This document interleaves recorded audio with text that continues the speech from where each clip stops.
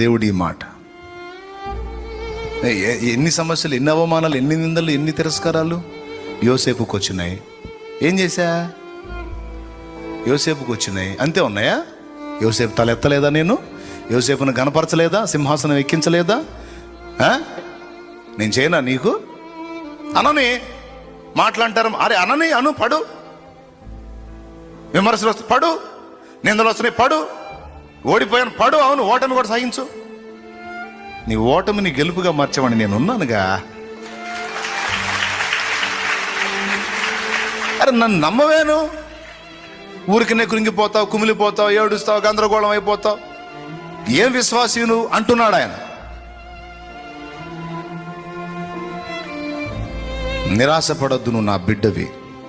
ఈ కృంగుబాటు అనే దరిద్రం నీలో వదిలిందాక రప్పిస్తా. అరే ఊరికనే కృంగిపోయే వాళ్ళకి చెప్తున్నాడు.